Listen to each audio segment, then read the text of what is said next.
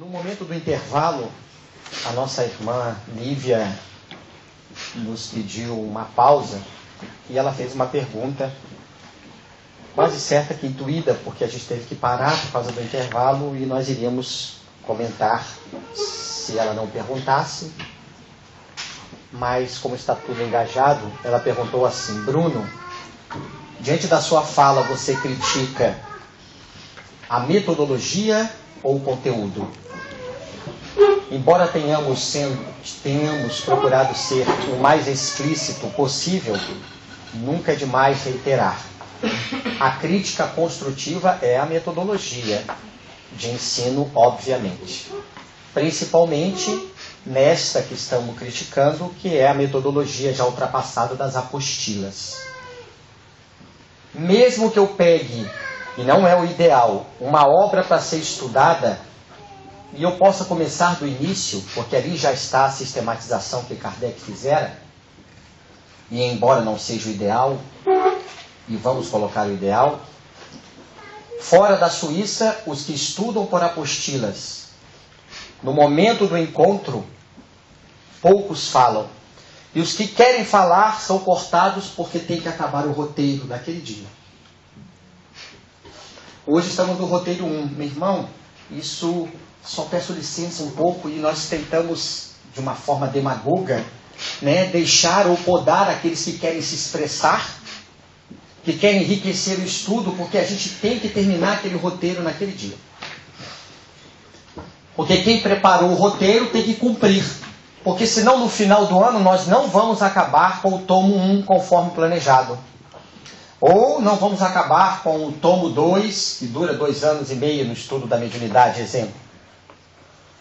Então seguimos um roteirismo engessado por causa da metodologia científica das apostilas. Então é o método que estamos aqui criticando construtivamente. Poderia alguém dizer ou perguntar: qual é então o método ideal? Não existe. Se eu disser que é o construtivismo, eu disser o método construtivo, já não é construtivismo, porque eu estou criando um método. Mas o construtivismo é um método para que a gente possa nos fazer entender, para compreender, o construtivismo é o ideal. Perguntar-se-ia, como ele é realizado? De modo geral, chegamos aqui, é um exemplo. Alguém do grupo diz: hoje eu vi o controle da Panasonic em cima da mesa, que coordena o Data Show. Ponto. Começou o debate.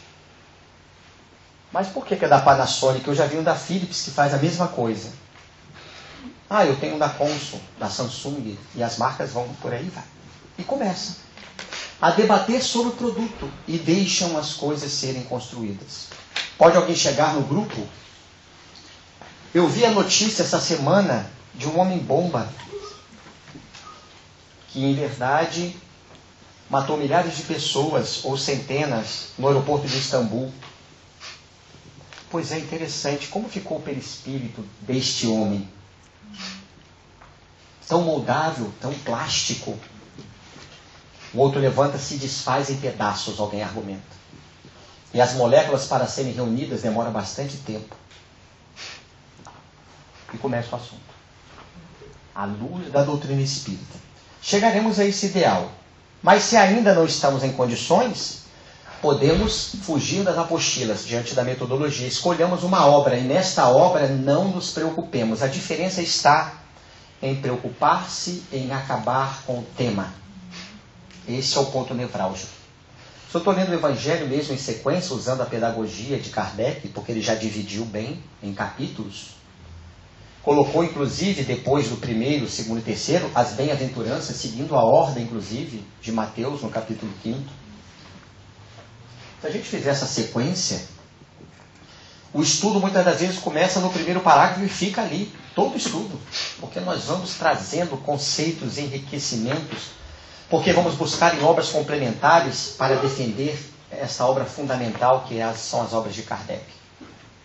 E não estamos preocupados em acabar. Pode durar 5 anos o livro dos médiuns. o livro dos Espíritos, no estudo, o Evangelho. Pouco importa. O que importa é que em cada encontro nós saiamos enriquecidos. Porque no dia a dia eu estou fazendo a minha parte. Eu estou fazendo o meu estudo íntimo. E a minha vivência íntima que é a principal. Manuel Filomeno de Miranda assim diz: o indivíduo, quando não possui valores éticos, morais, falando da ignorância ainda, para sobrepor-se àquele que considera competidor, atira-lhe lama, a fim de ocultar-lhe o brilho, exibindo a própria baba. Isso acontece dentro das lides espíritas e fora dela. Nós não temos dúvidas que depois desse encontro, alguns irmãos sairão aí fora dizendo: o irmão Bruno criticou o que o pai dele veio instalar na Suíça. Podem ter certeza. Alguns já pensam assim. Mas não é isto. Por isso pedimos a gravação, para que fique bem registrado qual é o verdadeiro objetivo.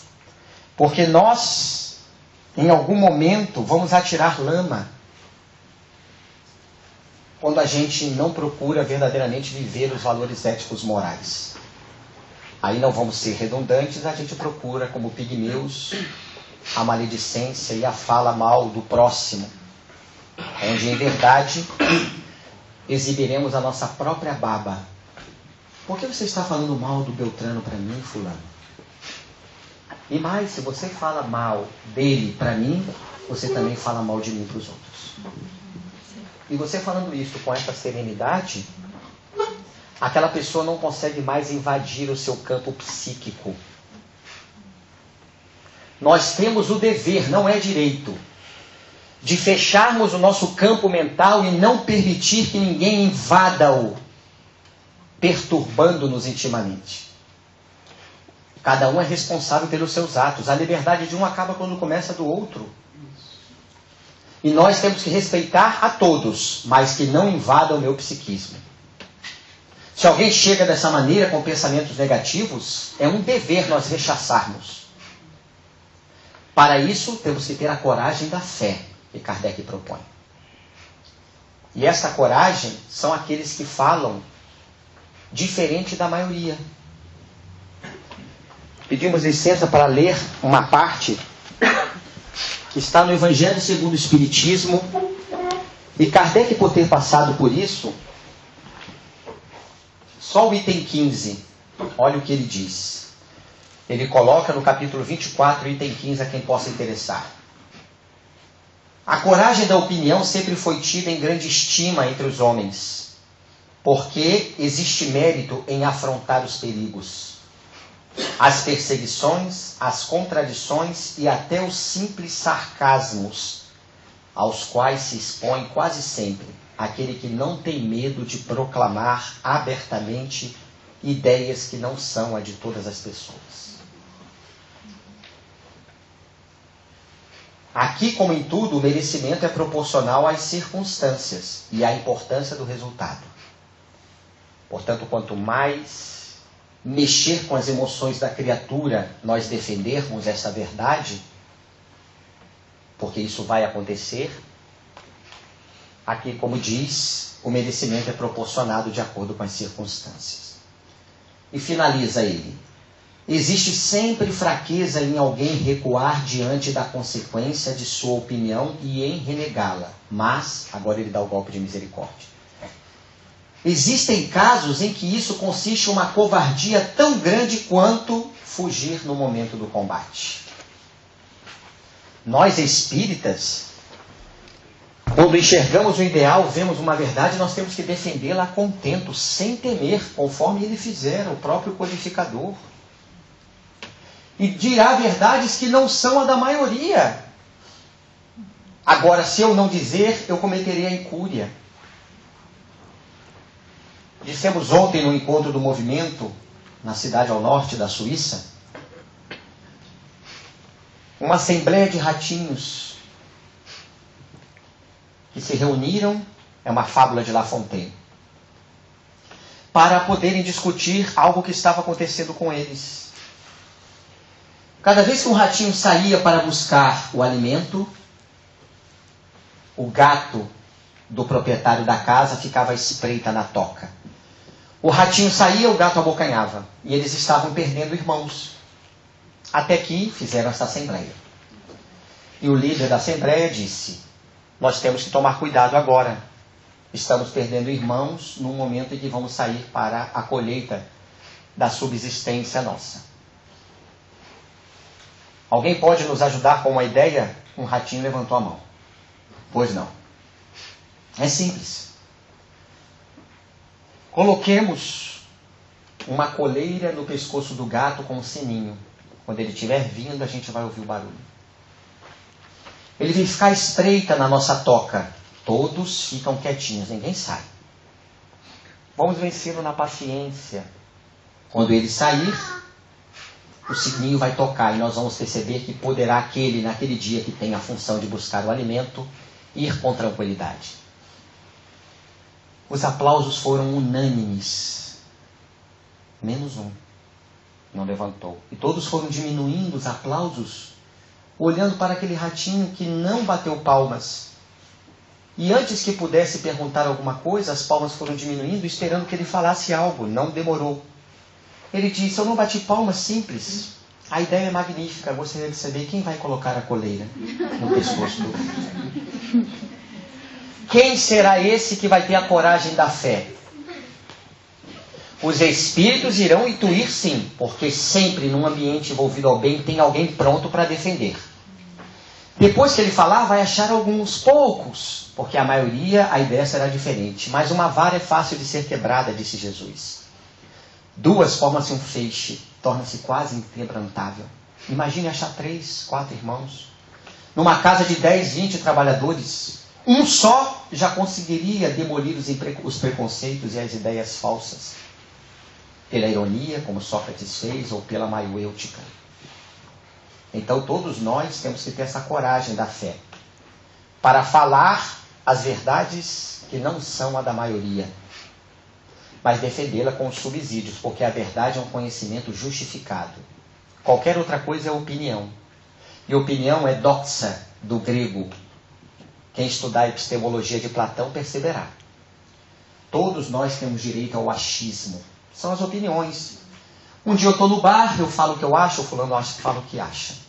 Peguei um pouquinho daqui, amanhã eu estou no outro grupo social e eu trago os meus achismos. E assim a gente vai vivendo de achismos.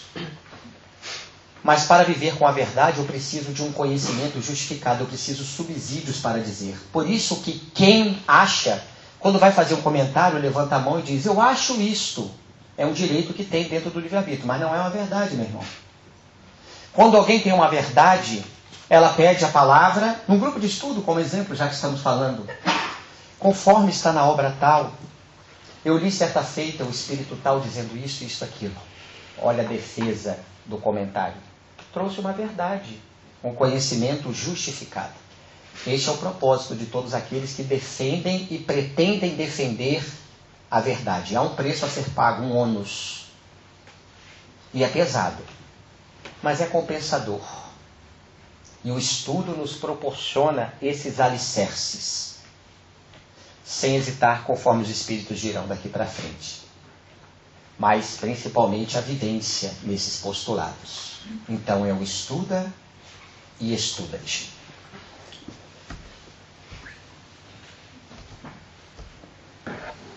Kardec falou para a gente. Está no Livro dos Espíritos, na introdução. Nunca, porém, dissemos que esta ciência fosse fácil, nem que se pudesse aprendê-la brincando, o que, aliás, não é possível. Qualquer que seja a ciência, com C minúsculo, no sentido de conhecimento. Jamais teremos repetido bastante que ela demanda, agora vem, estudo assíduo, constante, portanto, e por vezes muito prolongado. É para corroborar até mesmo o que o Preclaro falou. Ele não falou em sistematização. Bezerra, quando veio, não falou em sistematização como foi inserido, repetimos equivocadamente. O estudo é constante, é assíduo. E é íntimo, é pessoal, é de cada qual. Porque se fôssemos depender da evolução dos grupos de estudos da Casa Espíritas, grupos de vária ordem, já estaríamos transformados todos. E a gente sabe que não é isto. É o estudo íntimo e a vivência íntima do comportamento a começar dentro do lar, com aqueles que nos propõem os desafios. Então estamos falando do estudo. E o Espiritismo, o estudo dele por ser prolongado, porque não é uma ciência, o seu estudo fácil. Fácil não no sentido intelectivo. Se eu não tiver retardo mental, eu compreendo. Se eu não tiver idiotia, eu compreendo. Se eu não sou autista, eu compreendo. Se eu não tiver Down, eu compreendo. Para que a gente ainda não tente justificar, porque fora da Suíça encontramos irmãos dizendo: eu não consigo ler a obra da Joana de Ângeles porque a linguagem é muito rebuscada. Ora, pega o dicionário e bota ao lado. Porque se a obra já veio para a Terra, foi autorizada pelo plano espiritual. Obviamente que é uma obra que tem pessoas na Terra que já estão prontos para absorvê-las. Os que não estão prontos são preguiçosos mentalmente. Foi perguntado a Divaldo sobre isto. Viana de Carvalho incorporado disse: a doutrina espírita é uma doutrina de cultura. E ela sabe para quem veio. Portanto, em vez de colocarmos, transferindo para Joana a linguagem rebuscada, procuremos o conhecimento. O que ela quer dizer com idiosincrasia? Olha o dicionário ao lado. Na próxima obra, e todas, ela vai usar o mesmo termo, ela não vai mudar. Basta ler uma obra dela, os termos são os mesmos. Não, eu prefiro não aprender isso. É muito difícil. É uma transferência psicológica nossa. Porque a obra, em verdade, mexe com nós, conosco. Principalmente com o nosso ego. E para mergulhar numa obra da Joana, o indivíduo tem que se desnudar, reconhecer as suas sombras. E essa é a proposta da doutrina espírita, libertadora. Haja vista já termos vencido o medo da morte. Fora da Suíça, embora tenham espíritas que não tenham vencido o medo da morte. Mas nós já vencemos. A proposta é libertadora. Por isso a sua psicologia profunda. E ela cita Jung, cita Freud, colocando cada qual no seu momento, colaborando no estágio evolutivo. Só que ela é a mestra dos dois. Esclarecimento do irmão Divaldo é esse que vos fala, mesmo que ele não tenha me autorizado, porque não pediu para não falar, então falarei. Ela é a mestra dos dois. Espíritos ligados a ela, na falange de 10.000 espíritos que ela coordena no mundo. Eles são discípulos dela. A proposta dela é de mudança. Nós só conseguiremos hoje acompanhar o progresso da humanidade se nós tivermos Kardec como base.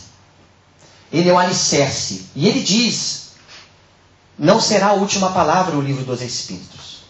Mas quem não tiver como construção das paredes e os tetos a psicologia profunda do autoconhecimento, que não é novo apenas para o Ocidente, porque ela rememora os espiritualistas do Oriente que já trabalhavam o que ela trabalha na sua literatura.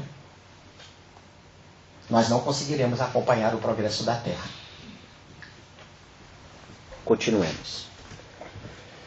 Viana de Carvalho. O Espiritismo favorece com uma visão otimista por considerar que a fatalidade inamovível é a perfeição que todos lograrão a esforço pessoal, sob a inspiração do Pai. Para conseguir-se, no entanto, essa convicção geradora de salutares efeitos morais é imprescindível. Olhem bem, para que o indivíduo leve algo de dentro para fora com convicção, com magnetismo, é imprescindível a moralidade, porque essa convicção ela é efeito da moralidade da criatura. O indivíduo, quando fala de dentro para fora, ele magnetiza. Se ele defende uma verdade, ele a vive, para que possa todos ficarem embevecidos com aquilo que está sendo dito, defendendo essa verdade.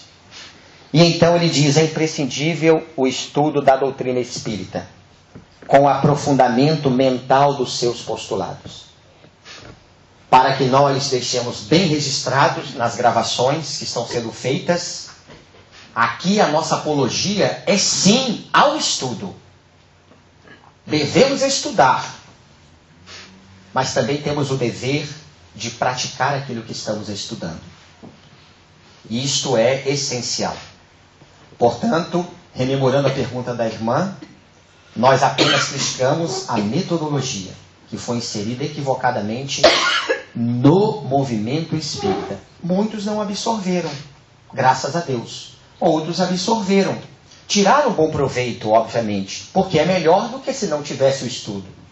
Mas com a evolução, e se vocês acreditam e disseram que acreditam que foram os benfeitores que aqui me trouxeram, eles sabiam o que eu ia dizer. Se eu sou um trevoso, por favor, tragam minha luz. Do contrário, é porque todos já estão prontos para ouvir isso, senão eles não deixariam eu estar aqui. Digam-me, ou eles me trouxeram, ou eu sou a treva trazida por eles para que vocês possam contestar com tudo isso que está sendo dito. E é um dever de vocês desmascarar a hipocrisia. Porque tudo que está sendo dito aqui vai prejudicar a vários. E vocês têm dever de me desmascarar. Eu vos convoco para tanto. Do contrário, foram os benfeitores que me trouxeram, e todos vós estáis preparados para ouvir isso que está sendo dito. Bruno? Por favor, meu irmão. Por favor. Portanto, neste parâmetro, nós, nos encontramos com Humberto de Campos, que nos salientou em Crónicas do Além, justamente que o estudo da doutrina, e nomeadamente a prática da doutrina, começa pelo sentir interior, para depois você poder, ou nós podermos, praticar esse sentimento através da plataforma básica, que é a caridade, com os diferentes parâmetros de ajuda ao próximo, de ajuda a nós mesmos. Muito bem. O sentir, mistério se faz, é necessário. O Espírito de Verdade, no Evangelho segundo o Espiritismo, lá nos traz um recado. Espírita, amai-vos, eis o primeiro mandamento. Instruir-vos, eis o segundo. Aí a gente trouxe isso para dentro do movimento espírita. E até nisso a gente se equivoca, porque a gente fala do amor em primeiro lugar. E a gente deixa a instrução de lado. Mas na verdade, isso é piegas. É uma linguagem melíflua que nós espíritas utilizamos para fugir das responsabilidades do estudo. E não é amor. Isto que a pessoa que defende fala. Ela tenta de alguma maneira encapar, como se o amor fosse uma caixinha de Pandora que nós abrimos e está ali a música já esperando ser tocada. Mas não. Para amar, como Jesus nos ensinou, nós temos que passar pela fieira da dor. É indispensável. Esse processo autômato, natural, que desponta no indivíduo em algum momento da sua existência para ele despertar. Então, quando vem esse dizer do Espírito de Verdade, e quem defende que o amor tem que vir primeiro, e realmente tem, porque senão o Espírito de Verdade seria mentiroso, mas nós temos que filosofar, raciocinar em cima da pergunta. Quando alguém disser isso, pergunta, você ama, como Jesus disse? Porque ele diz, amai-vos, eis o primeiro ensinamento. Quem de nós ama? Porque ele está falando do amor incondicional. Quem está ouvindo, obviamente, não vai se entregar. E vai dizer, realmente, eu ainda não amo. Pois é, então se instrua. Porque depois que você se instruir, você vai sentir essas palavras quando você vê-las por detrás da letra. E você não precisa se preocupar, porque você será convidado a viver, porque as leis divinas irão colocar situações para que você experimente aquilo que você está sendo instruído. Não precisamos ir atrás dos desafios. Eles se nos apresentam naturalmente. As leis nos colocam. E obviamente, como enxergamos isto, é o momento em que a dor vem. Será que eu vou conseguir passar? O que é isto? E começam as nossas disfunções psíquicas, emocionais, que refletem-se no nosso organismo fisiológico. Através das expressões de várias ordem. As suprarrenais começam a liberar a adrenalina na corrente sanguínea, o cortisol, os dois hormônios do estresse. Para chegar ao sistema nervoso central, existe o locus cerúleo, localizado no tronco encefálico, responsável por levar essas informações às amígdalas cerebrais. conjunto de neurônios localizado nas duas têmporas, que nos dá as respostas imediatas e sempre com as emoções corrompidas. Você é louco. Não, você que é. Deixamos fluir as emoções e as amígdalas, as informações chegam mais rápidas. Se nós deixarmos o córtex funcionar, porque naquele momento o tálamo mandou a informação tanto para as amígdalas quanto para o córtex, a gente espera. E depois do raciocínio, você é louco. A gente trabalha as nossas emoções. Vai ao chuveiro, toma um banho. Fora da Suíça, vou mostrar para vocês um comportamento que acontece. O marido chega em casa, mas saiu do trabalho e disse: vou presentear a minha esposa. E comprou uma caixa de bombom para ela. Quando chega em casa, meu amor, trouxe-lhe uma caixa de bombom. O que vai dizer a esposa? Hoje eu ouvi aqui. O que vocês aprontou? Interessante que a gente mesmo diz o que a gente pensa. Isso já é um bom sinal. Porque se a gente ficasse calado na pergunta, eu mesmo iria dizer: eu já sei o que vocês pensaram, mulheres. Ele está aprontando alguma coisa. Aí o espírita verdadeiro, o que ele faz? Naquele momento houve um choque, porque houve uma ingratidão. E é uma grande prova para nós. E a gente ainda quer dar explicação. Meu amor, eu trouxe essa caixa de bombom porque eu pensei em você. Ela não vai acreditar, não adianta. O ideal é sairmos tranquilamente. As emoções estão mexendo. Esse é o nosso trabalho. Vamos para debaixo do chuveiro, deixar a água cair. Vai ter sempre na figura simbólica do catolicismo o diabinho dizendo: vai lá falar com ela. Que ingratidão. E eu sei que você trouxe do seu coração que você queria agradá-la. Não vá. Quem faz o bem não precisa se justificar. O maior de todos recebeu a ingratidão, vitupérios, e ele manteve-se firme. Krishna disse, o nosso lado bom: não sou bom porque me louvam, nem ruim porque me censuram. Sou o que sou aos olhos de Deus e à luz da minha consciência. Permaneça-se tranquilo debaixo desse chuveiro. Não, vá lá. Casado com ela há 12 anos, você trouxe um chocolate para ela. Você queria uma noite especial com a sua rainha. Vai lá. Olha a linguagem melífluga. E nós, mexendo as emoções, a gente se deixa levar. Saiu do banheiro, trocamos de roupa. Meu amor, por que você foi tão ingrata comigo? E eu te trouxe do fundo da minha alma. Ah, é porque eu te conheço. E ela vai trazer histórias da época do passado. Mas o mais impressionante é que neste processo ela abriu o campo mental. E já está um irmãozinho que está nos tentando lá do banheiro, pronto. E ela começa a falar coisas que não aconteceu nesta existência. Coisas que são de existências passadas que o irmão passou junto com ela, ou que ela passou, e ajuda a tirar do inconsciente, embora ela não lembre. E quando a gente vê ela dizendo coisas sem nexo, você é louca! E aí começou o embate. O espírita, portanto, verdadeiro, deve estar no chuveiro. Muito bem, Krishna, você está certo. Jesus, você é o maior de todos. E eu tenho que experimentar, você é uma vara verde. E foi colocado no madeiro da infâmia, balançando como um trapo ao vento. Eu sou um galho podre. Como é que eu não vou querer passar pelo que você passou? E ficamos tranquilos. Saímos do banheiro, nada acontece, vamos deitar. Naquele dia não haverá o amor que pedimos, o sexo propriamente dito, sejamos verdadeiros. Porque a gente veio com essa intenção, pelo menos eu falando aqui e o marido querendo. Para que a gente não seja hipócrita. Normalmente a gente é muito hipócrita, porque a gente diz assim: eu vou fazer amor com a minha esposa, com o meu marido. Fazer amor?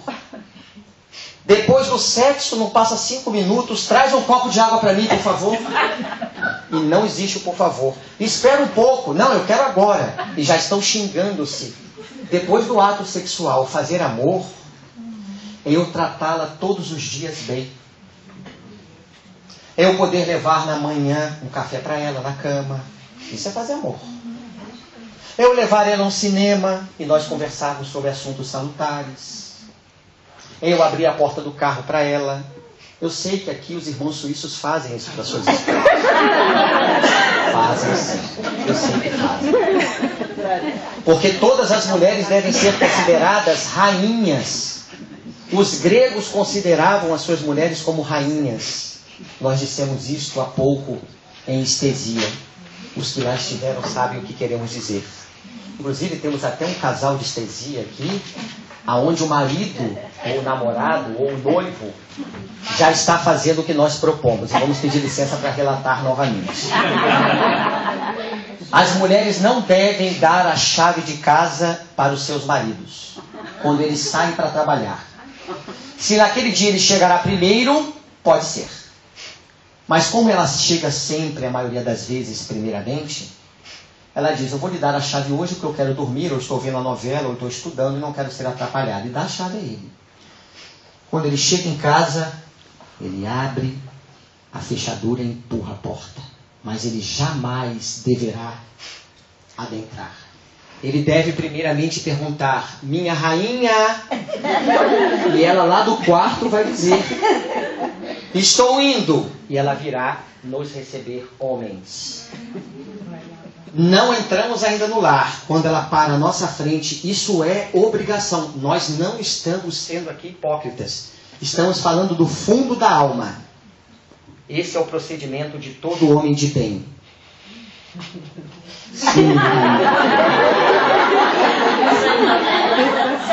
E ela dirá com propriedade, levante meu escravo. Isto é verdade, vocês estão rindo, né? Se vocês observarem, tanto os espartanos quanto os atenienses, eles utilizavam-se as mulheres, tratando-as como suas rainhas. Para tudo pediam autorização. Porque eles eram os homens de guerra e na Atenas eles eram os filósofos. Mas elas eram verdadeiramente aquelas que coordenavam a sua existência materialmente falando. Se todos os homens tiverem essa noção das mulheres, a regeneração vai de vento em polpa. Portanto, o espírita, depois que recebeu essa ingratidão, manteve-se tranquilo e naquele dia ele novamente vai comprar uma caixa de bombom. Porque se ele trouxe no dia anterior não uma caixa, trouxe uma flor, ela vai dizer do mesmo jeito que está afrontando. Então ele resolve trazer a caixa de bombom se trouxe a flor. Se trouxe a caixa de bombom, ele vai trazer a mesma. De novo. Olá, posso entrar, minha rainha? Diga, levante meu escravo. Meu escravo. Trouxe a caixa de bombom que sei que você aprecia tanto. Qual será agora o pensamento dela no segundo dia? Podem dizer.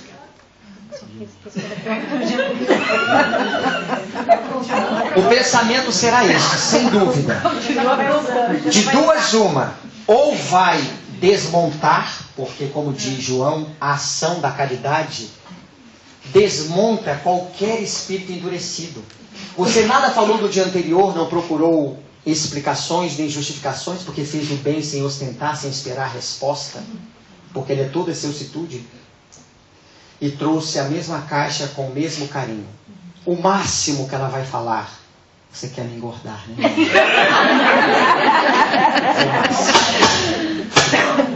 E cabe ao escravo dizer, eu amo-te de todas as formas. Pronto.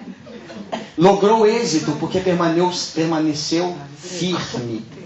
E é isso que nós temos que fazer. Nesta proposta que o estudo da doutrina nos traz no seu aprofundamento mental. Mas eu não me deixei em nenhum momento, ela com um pensamento negativo, adentrar no meu campo mental, no meu psiquismo. E ela tem o direito de ser ingrata. E eu devo agradecer isto ainda a Deus, porque ela me coloca a teste a minha paciência. Conforme o Espírito amigo, lá no capítulo 9 do Evangelho, nos traz, lá no item 7. que é a própria Joana de Ângeles que se identifica dessa maneira. Ele continua: nós estamos nos referindo a estudo, em razão de que uma simples olhadela nos seus livros básicos ou uma leitura superficial ou ocasional podem ser consoladoras para o momento da aflição. Nunca, porém, suficientes para uma real mudança de óptica sobre a vida, afetando o comportamento que se deve renovar, mudando de expressão. Por isso, a doutrina espírita, ela não pode ser feita em observações superficiais. E 1h30 de grupo de estudo numa casa, por maior que seja, ou melhor, ou mais ideal, aí falamos da metodologia, mesmo o construtivismo, não será ali que eu estudarei o Espiritismo, porque ali eu apenas levarei aquilo que eu já estou estudando fora da casa espírita. E devo tirar o meu tempo para isso. Se eu tenho tempo para fazer a comida às mulheres, eu tenho tempo os homens para o trabalho, nós temos tempo para as funções sociais, quaisquer que sejam. Nós temos tempo sim. Emmanuel diz que quanto mais ocupado e disciplinado é o espírita, mais tempo ele encontra. Como pode isso? É porque ele descobre que anteriormente ele tinha muito tempo ocioso. Então ele organiza a sua agenda de tal maneira e os espíritos ajudam-no. A esposa, o marido, eles vão ter o direito dentro do lar, independente do marido ou a esposa ser espírita ou não. E para os filhos, esse é o momento da mamãe. Esse é o momento do papai. Se os filhos nos querem, nós temos que ter um momento para eles. Mas há um momento que, agora vocês vão para o quarto. Ou fiquem com o papai, porque a mamãe vai aqui estar. Ela vai ficar na sala estudando. Se ela tem um quarto, ela pode ficar lá. Mas é o momento dela. Como o papai vai dizer, este é o meu momento. E a família vai respeitar, não inicialmente. Porque no momento nós seremos testados, porque os irmãos menos felizes farão de tudo para que a gente não estude. E isso acontece. Fora da Suíça, tem homens que dizem às esposas, que não são espíritas, você mora na casa espírita. Se você for de novo, a partir de hoje, nós vamos nos separar. Leva um colchão para lá então. Não precisa voltar. E eles falam em tom de ameaça. Sérios. A espírita verdadeira, ela vai dizer assim para ele, meu amor, vamos fazer o seguinte. Eu irei ao centro espírita. A gente se separa depois que eu voltar. Aí ela vai. Quando ela volta, não se separa não. O problema é que ela deixa de ir à casa espírita, porque quando ele não fala em tom ameaçador, os espíritos sabem, através da sedução, que ele nos atraia. Ele se torna carente naquele momento. Você não quer ficar comigo para ver uma televisão? Você não me faz companhia, me sinto muito sozinho, você só vive na casa espírita, ainda usa o termo. Em primeiro lugar está a família, não é? Esse tal Jesus não disse isso? Olha as desculpas bem melífluas. Aí a mulher é inteligente, meu amor, eu serei toda sua quando voltar. Com Jesus eu fico com a família, mas sem ele fica mais difícil. Então sai e volta. Porque quem está com Jesus organiza a sua agenda para o tempo, para o marido, para os filhos, que é o tempo do lazer, o tempo do trabalho profissional, o tempo do trabalho na casa espírita, e ainda tem muitas outras coisas que vão sobrar tempo para fazer. Não nos coloquemos em desculpas. Então, o espiritismo não pode ser visto como uma simples olhadela. O estudo deve ser feito intimamente, que é o que estamos falando desde a primeira parte. Meia hora, 1 hora por dia. Está ótimo. Sublinhe as coisas que chamam a atenção. Faça o seu estudo particular e comece a viver dentro do lar aquilo que você está estudando. Porque quando formos para a casa espírita, independente de como seja a metodologia lá, não será lá que nós iremos estudar. Porque ali é superficial.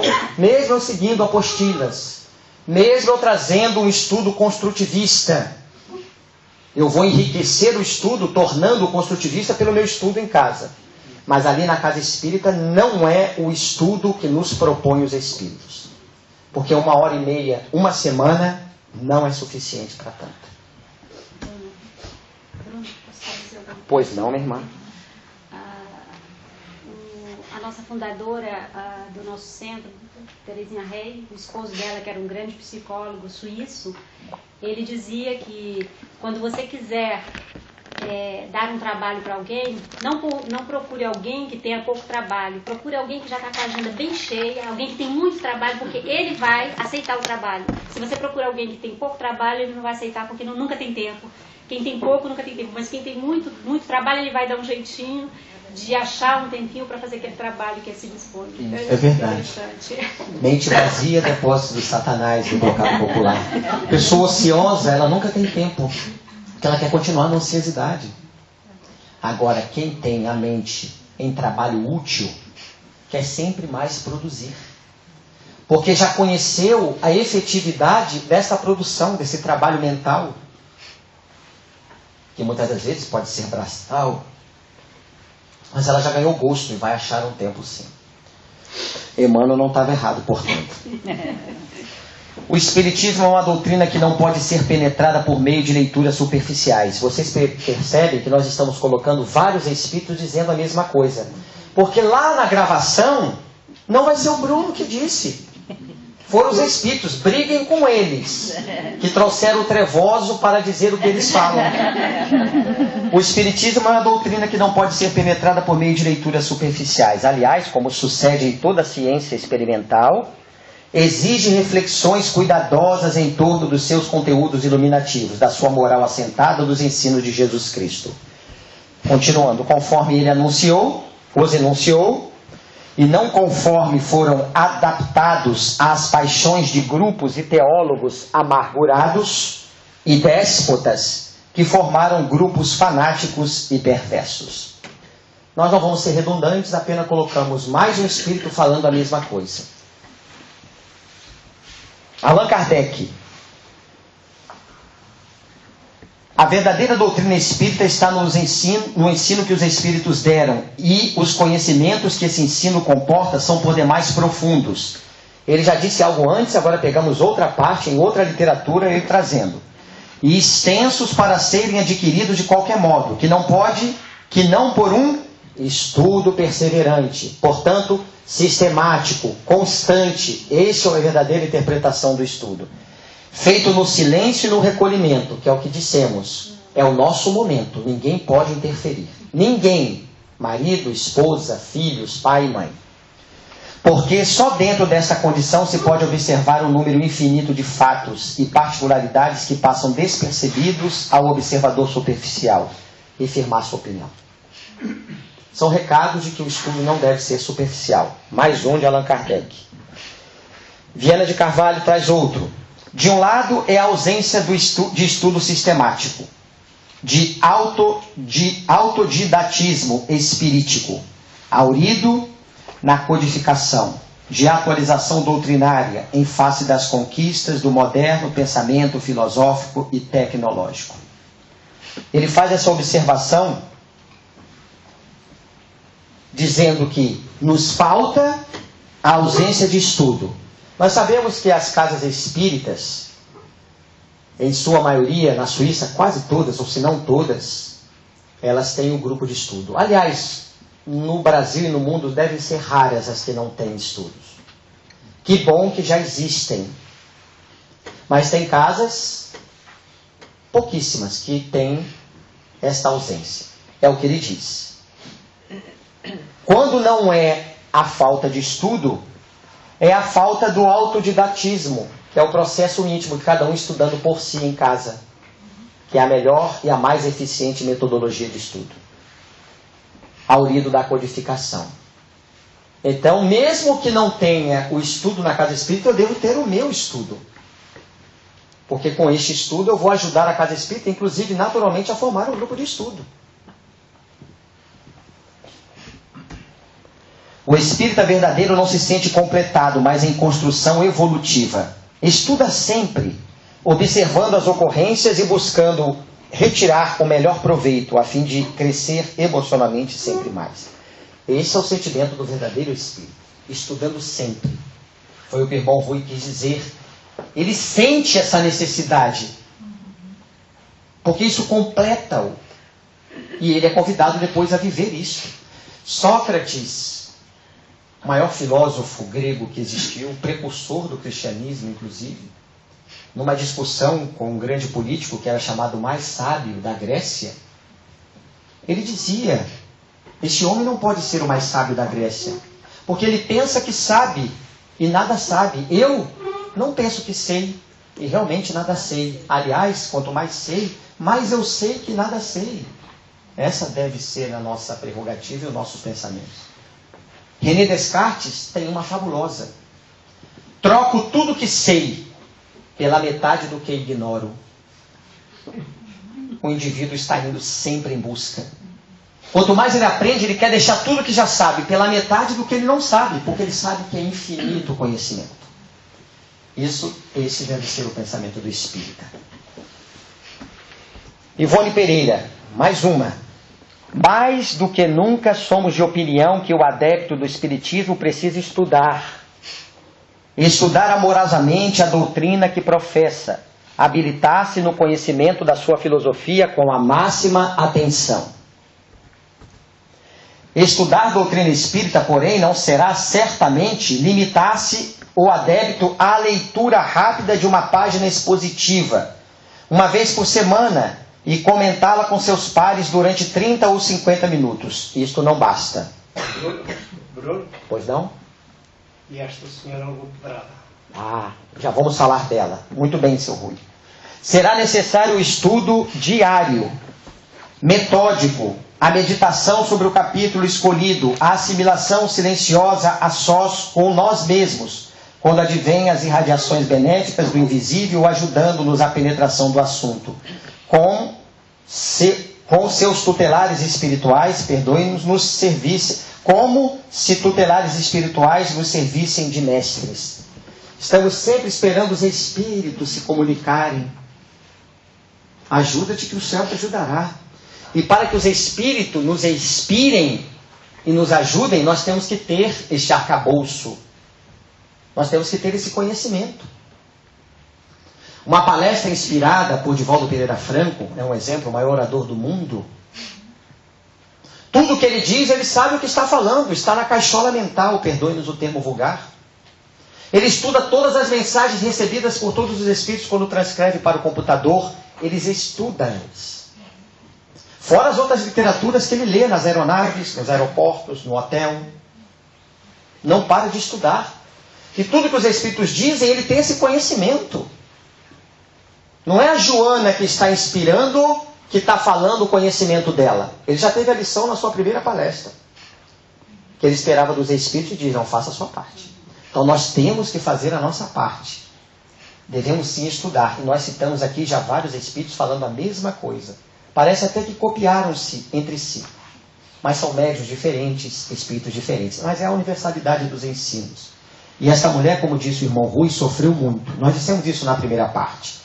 Para que a gente não se estenda, nós sugerimos uma literatura. Quem quiser conhecer a vida de Ivone Pereira, na sua intimidade, Devassando o Invisível. Obra magnífica.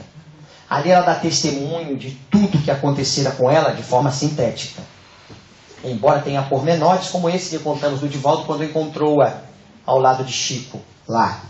E ela tinha quebrado o braço. É um fato particular, que ela não narra na obra, como teve muitos outros que ela não narrou.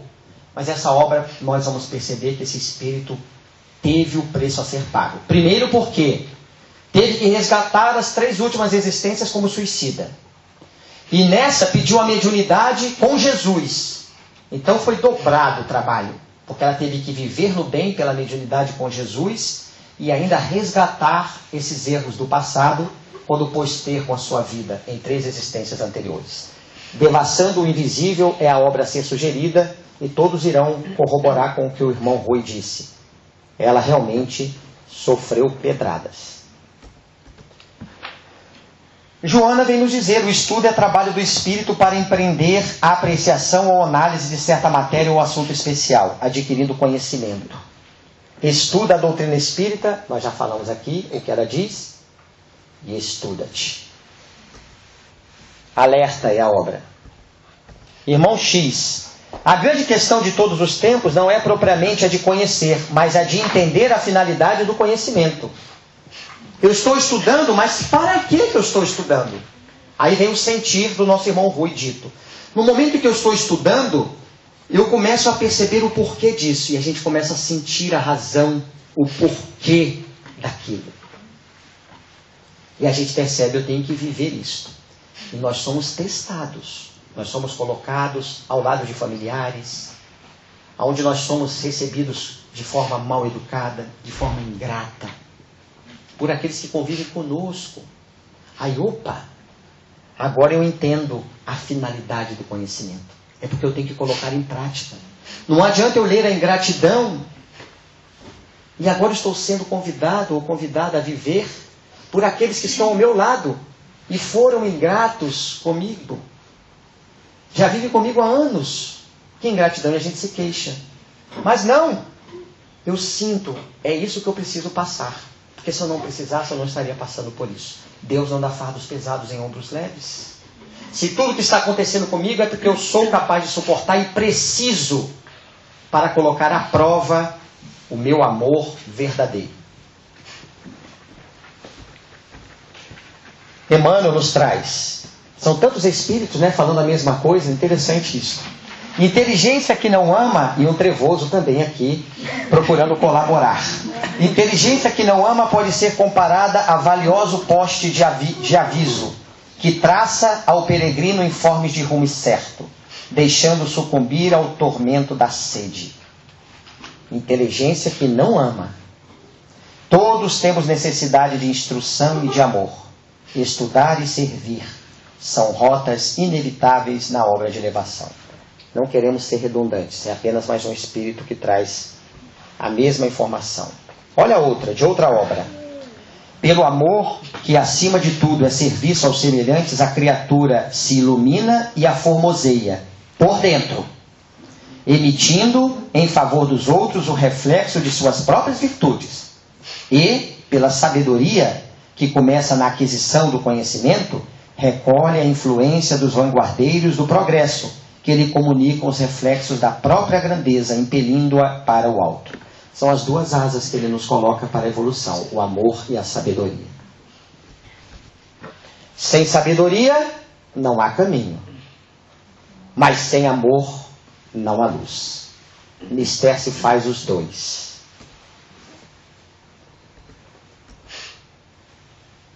Nós íamos, não vai dar, primeiro por causa do tempo, mas também nós estamos sem áudio. E está em outro formato da Apple, que não vai ler aqui nesse computador, que é o Windows. Que seria uma mensagem que teríamos para trazer, necessidade de estudo, amor e conhecimento. Essa nossa segunda parte vai até que horas? 3h30. 3h30. Perfeito. Todos estão ouvindo? A primeira parte do nosso trabalho, que digamos, acabou agora, é como se tivéssemos uma ferida e nós estamos jogando a água oxigenada. O mercúrio mertiolate vem agora. É sério. Que dói nada. Nós não estamos brincando. Agora nós iremos dizer algo. Estão gravando? Ah, que maravilha. Vocês não acreditam, isso não é demagogia. Estou, eu particularmente, muito feliz por estar gravando. Até interessante, na presença dos benfeitores, que aqui se encontram conosco, que eu pedi isso em particular ao irmão Ricardo. Pelo amor de Deus, irmão, consiga um jeito de gravar. E ele quieto falou, vamos tentar sim. E eu expliquei por ele o porquê. Que é isso que vocês estão presenciando. Para que ninguém depois diga, olha, o Bruno veio e falou isso ou aquilo. Não, o que ele falou está aqui gravado. Olha. E ainda mostrou as telas. Refutem o que está aqui. E se for para refutar, o momento era na hora, não é agora. Senão você está querendo falar mal do irmão ou deturpar o que ele disse. É o irmão Ricardo, vou providenciar isto. Nós estávamos andando e estávamos na casa da nossa irmã Nelly e ele me mostrou, olha aqui, Bruno. O irmão Walter me mandou agora uma mensagem dizendo, Ricardo, o que você acha da gente gravar o encontro do Bruno? E o Ricardo disse, eu não comentei nada com o Walter. Cadê o Walter? Você tinha conversado com o Ricardo? Não. E nem o Ricardo com ele. Então, quando eu disse ao Ricardo que eu tinha captado, Minha irmã, por favor. Ninguém me disse nada. Mas eu às 8 da manhã disse para a Joaninha, era bom gravar hoje o seminário. É mesmo? Ó, para vocês verem. Mais uma testemunha. É importante essa gravação. Nessa segunda parte, a gente pode começar da seguinte maneira. Vocês acreditam que os coordenadores da casa espírita são os benfeitores espirituais, os verdadeiros? Sim ou não? Quem acredita que sim, levante a mão. Pode repetir? Quem são os verdadeiros coordenadores do centro espírita? Somos nós, os encarnados ou os desencarnados? Os zen ou os desencarnados? Ah, muito bem. Realmente, eles são os verdadeiros coordenadores. E eu estou colocando uma posição de uma administradora. É uma posição da administração. Mas, em verdade, é como se nós estivéssemos dizendo assim, quem são os enfermeiros? Somos nós ou os benfeitores? Os benfeitores, concordam?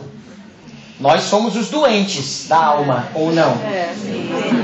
O médico é Jesus, concordam? Nós vamos provar aqui agora que fora da Suíça, a maioria dos espíritas não acreditam que sejam os coordenadores espirituais, os benfeitores.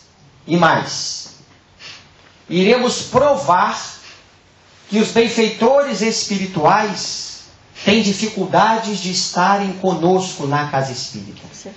E por último, a maioria das casas espíritas não tem o assessoramento dos benfeitores espirituais, senão naquele momento propício, mas não como devem ser. Vai chocar alguns. Acreditamos que não, porque é fora da Suíça que acontece o que nós vamos dizer. Vamos lá. Os nossos amigos espirituais, Chico Xavier disse, nos ensinaram a considerar os centros espíritas como a escola mais importante da nossa alma, porque é no templo espírita que nós recebemos de outros e podemos doar de nós mesmos os valores que servirão a cada um de nós para a vida eterna. Portanto, um templo espírita é uma universidade de formação espiritual para as criaturas humanas. Aqui já há um conceito de centro espírita. Ele é uma escola. Ele também fala que é um templo. Certo? Continuemos. No centro espírita, orientado segundo os preceitos do Evangelho, nós vamos encontrar os estudos e os raciocínios adequados à necessidade de vivência em paz no mundo, com a vivência igualmente do amor, uns para com os outros. Segundo o ensinamento de Jesus, que nós não podemos esquecer. Amai-vos uns aos outros. Entrevista para a Federação Espírita do Ceará, cuja revista que eles propagam é a Informação, em abril de 77. O centro espírita é uma escola, sim. Mas todos nós somos aprendizes, não há mestre. O centro espírita é um templo, mas nenhum de nós é sacerdote. Estamos todos na função ali, não de sacerdotes. O centro espírita, por consequência, ele também termina sendo um hospital. Porque nós, já falamos aqui há pouco, estamos na situação de doentes. Os coordenadores espirituais são os enfermeiros, Jesus é o médico de nossas miserabilidades. Se a gente tem essa consciência do centro espírita, não ciência, que é conhecimento, consciência, nós nos portamos diferentemente numa casa espírita. Vamos ver por quê. Continuando. O templo é um local previamente escolhido para o encontro com as forças superiores, André Luiz diz. Dedicar a melhor atenção aos doutrinadores, sem conversação, bocejo ou tosse bulhenta, para que seja mantido o justo respeito ao lar da oração. O silêncio favorece a ordem. A harmonia dos pensamentos condiciona a paz e o progresso de todos. Só com essa frase poderíamos dizer, mas depois nós vamos provar que é o golpe de misericórdia. Nós vamos à casa espírita fora da Suíça, não para o encontro com forças superiores. Porque se nós realmente fôssemos e tivéssemos essa consciência, o nosso comportamento lá dentro seria diferente. Nós não conversaríamos. Estamos falando sério. Nós chegaríamos no centro espírita numa postura diferenciada. Por ser um templo e ali estarem os irmãos que coordenam o trabalho, eu devo estar em consonância com eles. Do contrário, não estaremos na mesma sintonia. E nós fazemos ao contrário. Como diz Bezerra de Menezes, numa linguagem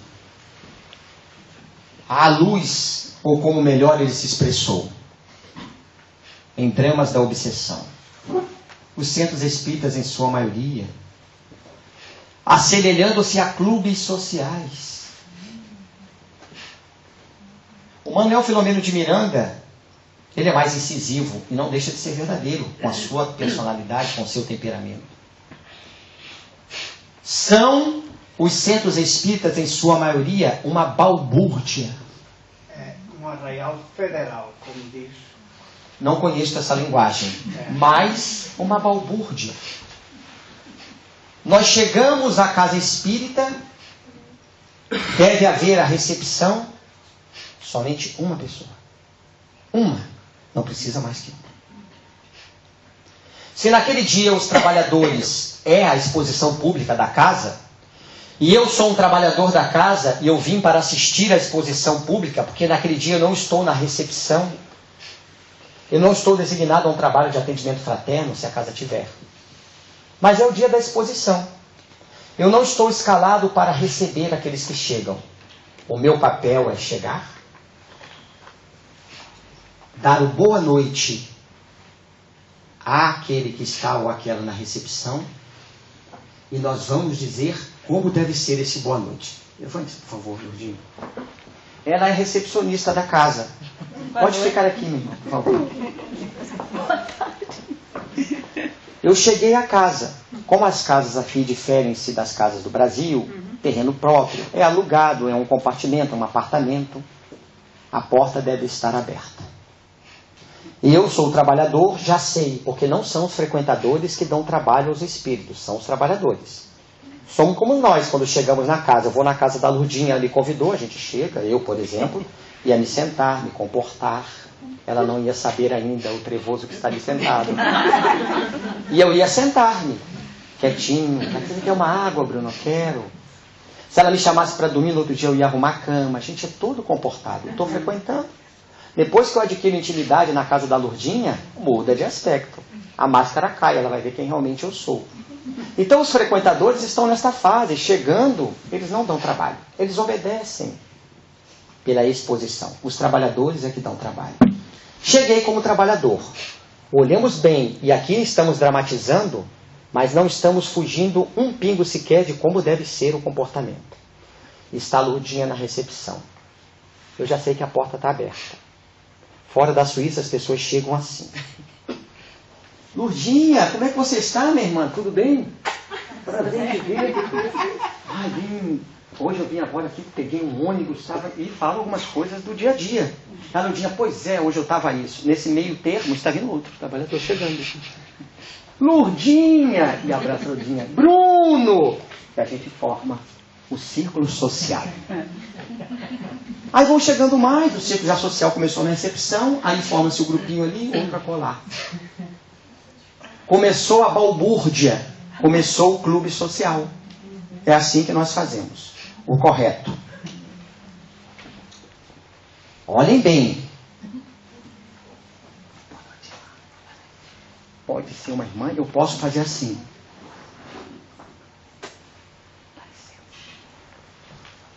Pode ser a minha melhor amiga, uma semana sem vê-la. Hoje é impossível, eu tenho WhatsApp, eu tenho telefone, eu posso falar com ela. Desculpa, dizer, eu estou uma semana sem vê-la, é impossível.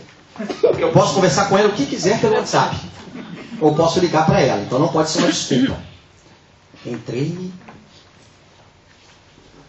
sentei-me. Ou eu entro num processo de prece, que é aproximar-se de Deus, entrar em contato com Ele, ou pego uma leitura salutar, que da mesma maneira entrarei em contato. Qualquer atitude fora disso é equivocada. Entrou outro e sentou ao lado. Se eu me mantenho neste comportamento, é criada uma psicosfera em torno de nós, que quem senta ao lado não consegue invadir. Se sente constrangido ou constrangida, senta e procura a sua introspecção. E ele faz a parte dele, cada um fazendo a sua. A exposição vai começar. Todos estarão assim, desta maneira, antes da exposição. Ouçam bem.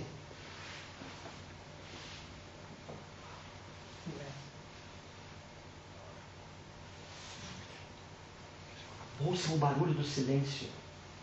Vocês imaginem uma casa espírita, o palestrante chegar, está sentado na mesma concentração, ele vem para frente falar e a casa está assim. Mas não assim porque vira o palestrante levantar da cadeira.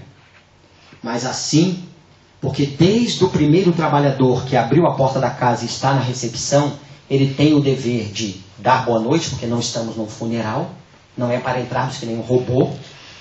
Há o cumprimento e uma voz, boa noite, bom dia. Se há necessidade de um beijo fraterno, um abraço, e a recepção encaminha. Se parar o trabalhador, minha irmã, tudo. Agora não, depois. Se eu me melindrar, meu Deus, a Lourdinha está tão diferente comigo. O problema é meu. Ela está cumprindo um dever. É mais fácil que caia o Bruno, um homem, a vir a prejudicar o trabalho de todos, principalmente de quem? Das forças superiores que regem a casa. E a gente depois vai dizer, o Bruno, como a Lourdinha está muito educada, me recebeu mal na recepção, e ela sorriu, ela apertou minhas mãos, ela me deu um beijo e me encaminhou. E naquele momento é só a recepção, é o único trabalhador que tem que estar de pé. Os outros sentados, cada um na sua introspecção. E vai começar então a exposição doutrinária. Acabou a exposição doutrinária, se tiver o trabalho de passe na casa, se for o passe espiritual. Terminou as atividades? Lourdinha, vem cá que eu quero te contar uma coisa. Aí sim, nós podemos conversar. Aí nós fazemos no ambiente, colocando os papos em dia, se houver. Mas podem ter certeza, se a gente justifica, não, que eu queria falar uma coisa com a Lourdinha, quando não deu oportunidade ali, acabou a palestra, vai embora. A pessoa não fala com a outra. Ela não tinha nada para falar mesmo. Ela queria fofocar. Na verdade, as mulheres cochicham, não fofocam, não é verdade? Então seria cochichar. Nós vamos agora aqui colocar uma tela para a gente ir para o nosso intervalo.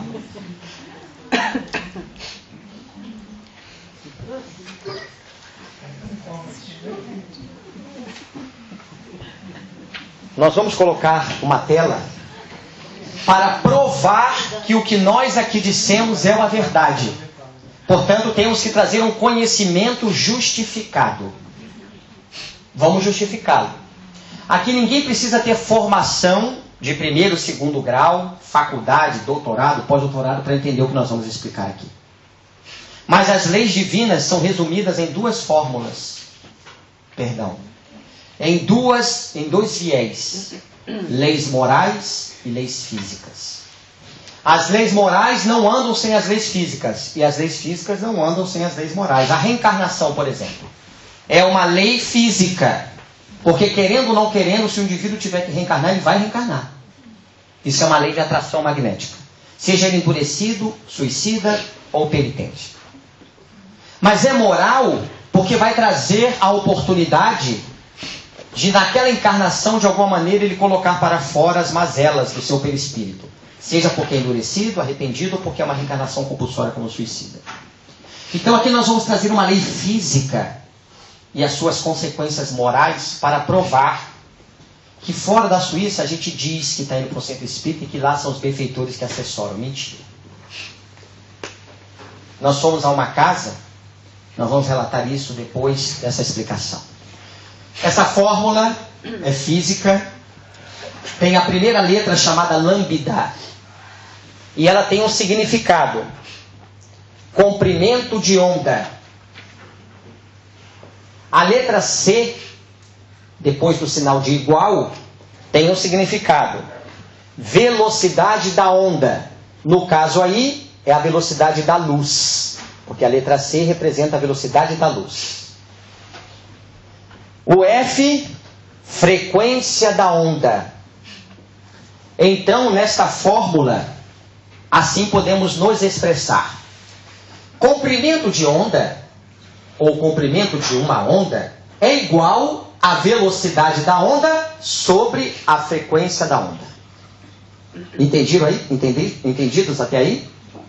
Repetimos. Comprimento de onda é igual à velocidade da onda sobre a frequência da onda. Percebem que a frequência está no denominador, como a gente conhece em matemática, está embaixo. E o comprimento está no numerador, está lá em cima, no mesmo nível da velocidade. Estão vendo? Então a gente já pode ter uma ideia que aqui e aqui, por estarem colocados em locais diferentes, eles são inversamente proporcionais. Aqui e aqui, que estão no mesmo nível, são diretamente proporcionais. Vamos explicar agora. Vocês entenderão. Então, dentro desta velocidade da onda, nós vamos nos basear pela segunda, eletromagnética, que é a velocidade dos nossos pensamentos. Porque também existe a velocidade do som, 340 metros por segundo. Agora, a velocidade do pensamento, que são das ondas eletromagnéticas, é de 300 mil quilômetros por segundo. Quando eu digo que o Espírito é de luz que se apresentou, é porque a frequência da onda dos seus pensamentos atinge uma velocidade próxima à da luz, ou maior do que a da luz. Jesus. A Paulo vê-lo caído do camelo na entrada de Damasco e dizer que a sua luz, ele, era mais alvo do que o próprio sol, vocês imaginem a velocidade das ondas eletromagnéticas do pensamento de Jesus. Mas nós temos que ter uma comparação de velocidade. A maior que temos é a da luz, depois de Max Planck, pai da física quântica. Olha que interessante agora que vocês vão entender o que queremos dizer. Quanto maior o comprimento de onda,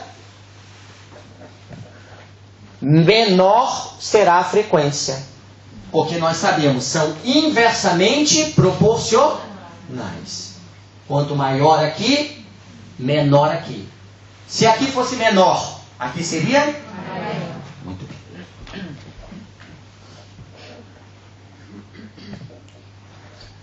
Deixa eu só voltar aqui.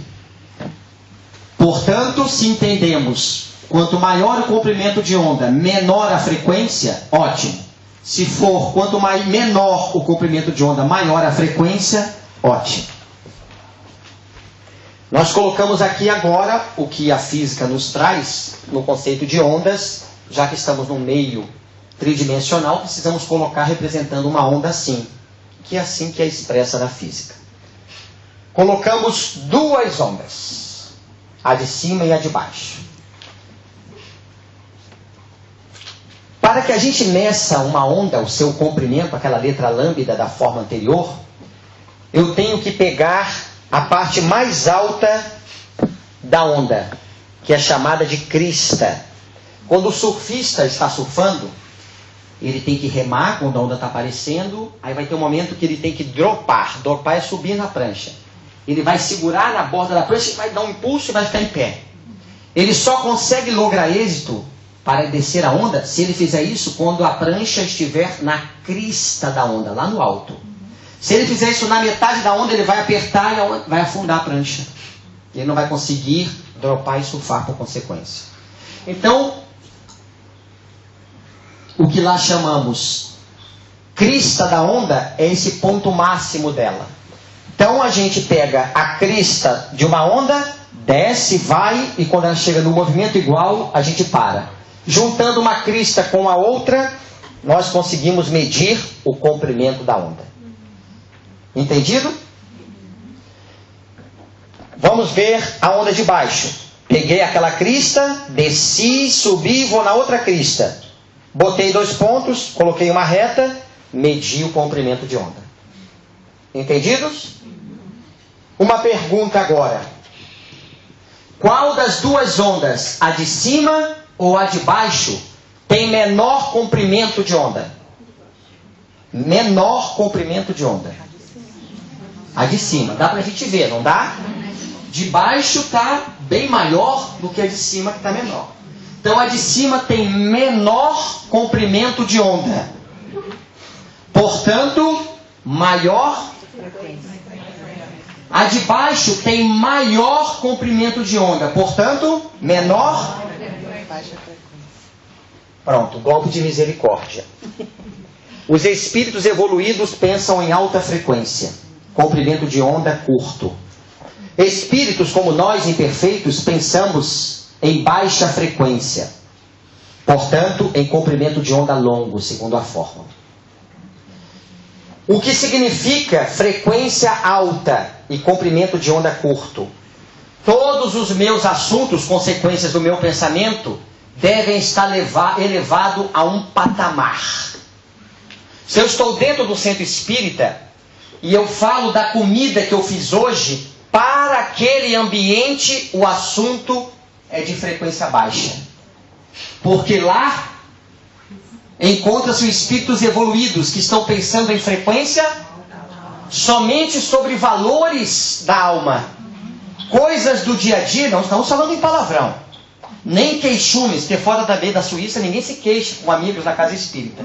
Mas estamos falando de coisas do dia a dia. Hoje eu tive que ir à escola. Qualquer assunto do mundo na casa espírita é assunto de baixa frequência quando comparado aos espíritos que lá se encontram. E eles higienizam a casa 24 horas antes.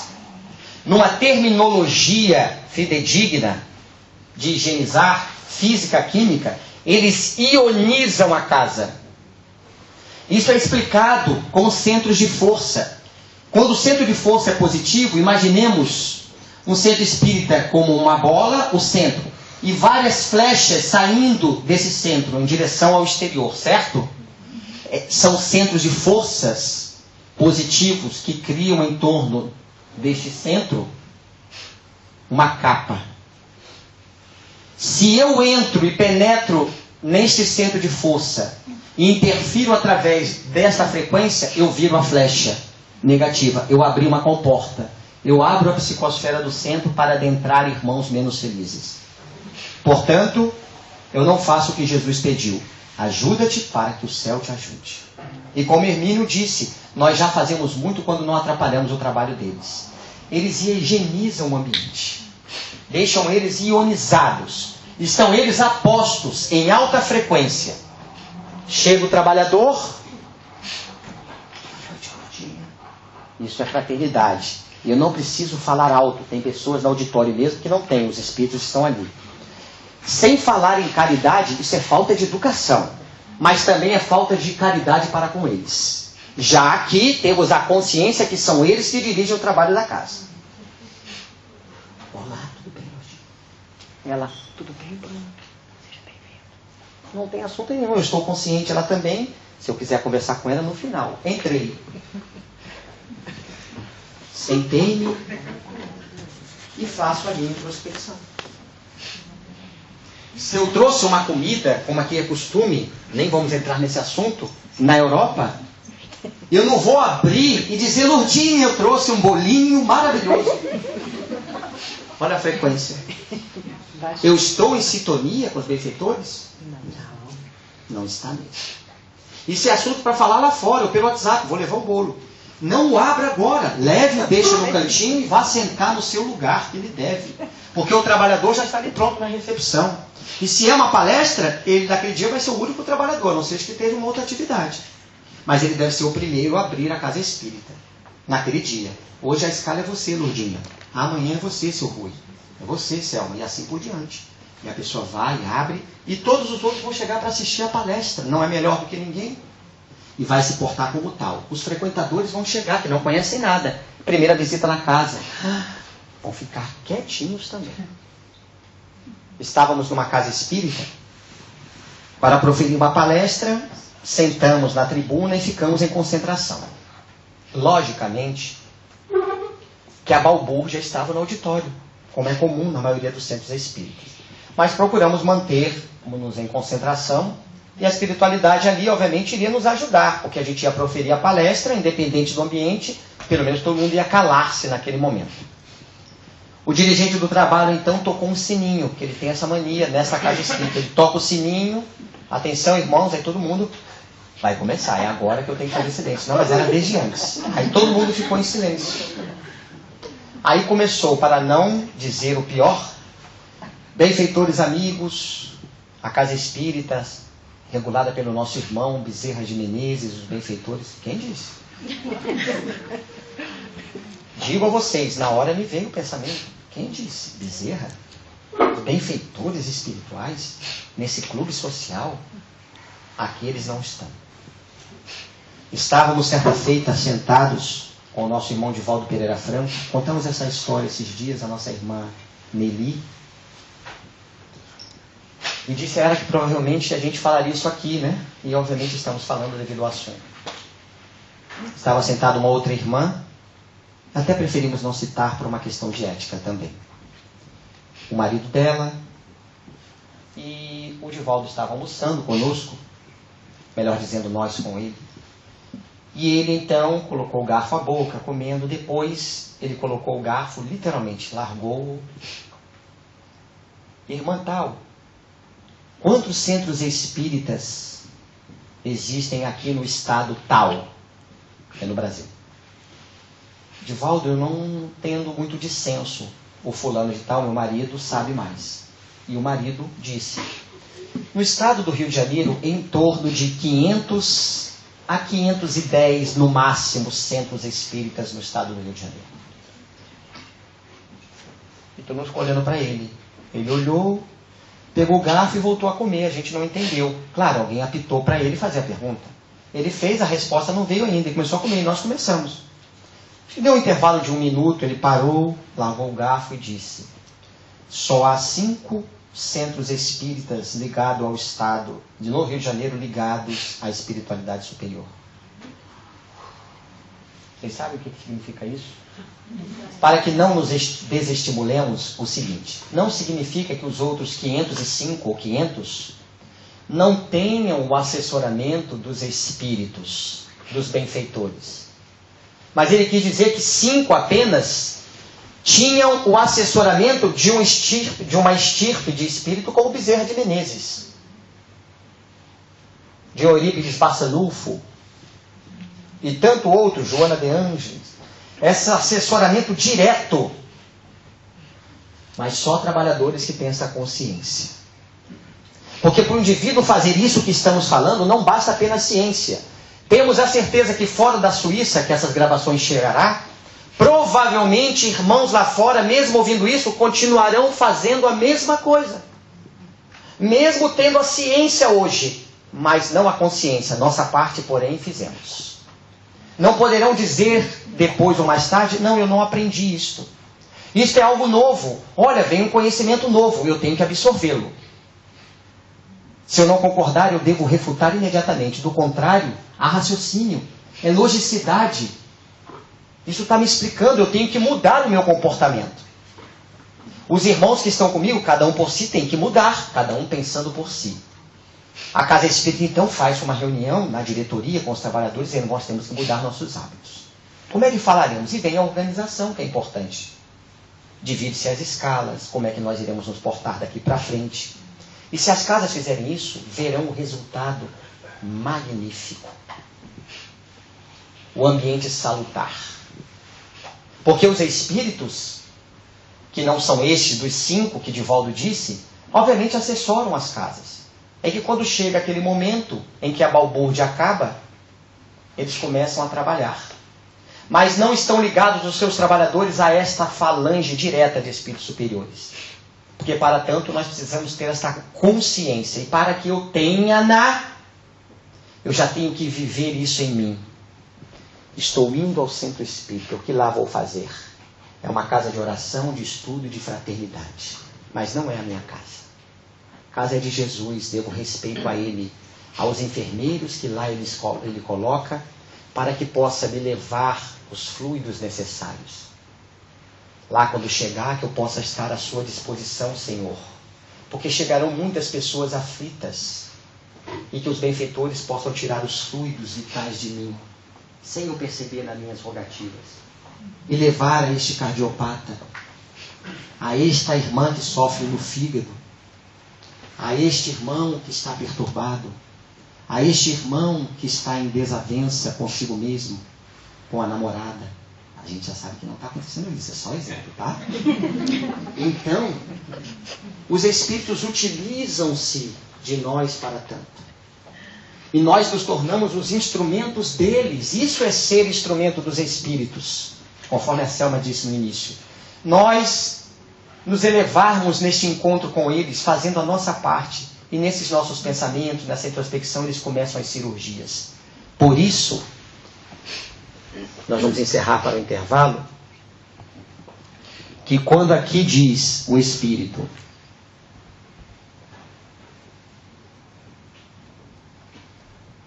André Luiz,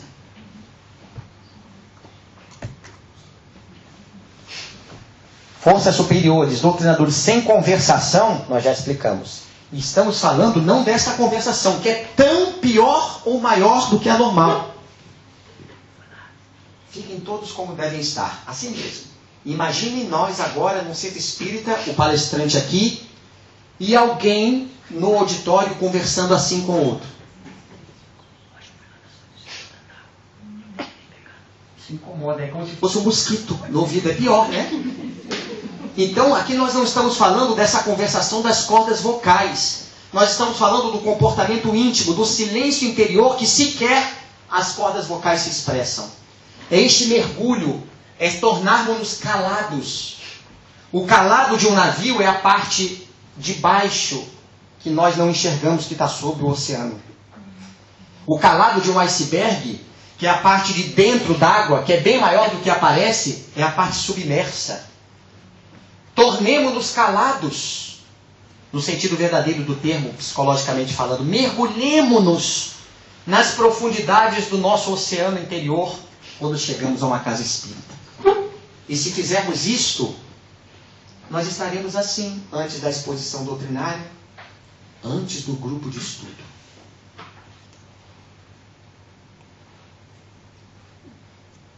Não tenhamos dúvida que os benfeitores nos assessorarão, porque do contrário acontecerá bocejo, tosse bulhenta, e o bocejo acontece sempre quando está a balbúrdia. Vamos explicar por quê. Porque no momento em que está essa balbúrdia, estamos todos pensando em frequência baixa. Eu estou conversando, quando começa a palestra, fora da Suíça tem pessoas dormindo, bocejando. O bocejo só tem duas explicações lógicas. Ou falta ventilação no ambiente, portanto estou respirando o oxigênio vicioso, as mitocôndrias não conseguirão realizar a sua função na liberação de energia, absorver pela hemoglobina oxigênio e liberar gás carbônico. Eu vou ficar respirando gás carbônico. E por consequência, o bocejo é um movimento autômato que o organismo faz sem pensar, para buscar mais oxigênio para o cérebro. Porque 20% do nosso oxigênio vai para o cérebro na nossa respiração. Então o indivíduo boceja por falta de ventilação. Ou então, isso acontece quando nós estamos conversando com alguém e o assunto não está interessante, daqui a pouco a gente começa a bocejar. Porque o nosso cérebro está parado, a pessoa está falando, a gente não está raciocinando, e vem o bocejo. Estamos no movimento quase dormindo. Ou então, esta é uma afirmação que gostaríamos que fosse gravada. O indivíduo chega acompanhado com o espírito, e a justa posição é perispírito a perispírito. Os espíritos autorizam a entrada. Se for uma casa séria, isso acontece. Se for numa casa não séria, portanto, que ainda há essas conversações, não podemos chamar de casa séria ainda. mas em vias de seriedade, desejando mudar, chega e senta. Eu estou nas conversações habituais. E está tudo bem. E o Espírito aqui comigo. E os benfeitores não superiores, que nós falamos. Aqueles que vêm acompanhados de alguns. Os que ainda esperam que os trabalhadores na coragem da fé mudem essas atitudes, estão eles lá. Porque eles já higienizaram o ambiente, nós viemos e destruímos com os nossos miasmas mentais. E continuamos a conversação. Vem o sininho. Silêncio, vai começar a palestra. Todo mundo senta. Vem a prece inicial, o expositor começa. Agora eles podem trabalhar. Aí eles pegam o espírito, que está justaposto a este perispírito, e começa a ação magnética. O desvínculo desta criatura encarnada que trouxe esse irmão, para que ela possa ouvir a palestra. Só que nesse processo ele entra o espírito num estado de sonoterapia. Que é o que acontece nas reuniões mediúnicas. O espírito, depois que é esclarecido, começa a sentir um sono. É um processo sonoterápico que existe para encarnados também. E ele está nesse estado de torpor. E o médium que está sofrendo o efeito por ser uma ligação molécula a molécula, vem o bocejo, vem o sono. Aí uma palestra de meia hora, 40 minutos, esse processo demora 5, 10 minutos. Ele vai perder esses 10 minutos no bocejo ou no sono. Quiçá, dependendo do vínculo, quase a palestra toda. Acabou a palestra, ele parece um zumbi. Ele já está bem. Chega em casa, vai ver a novela das 9, vai assistir filme até de madrugada, e acabou o sono que tinha na casa espírita. Por causa desse vínculo, que os benfeitores não puderam trabalhar isso anteriormente, se nós prepararmos as condições para tanto. Depois do intervalo, já que mostramos o problema, traremos a solução.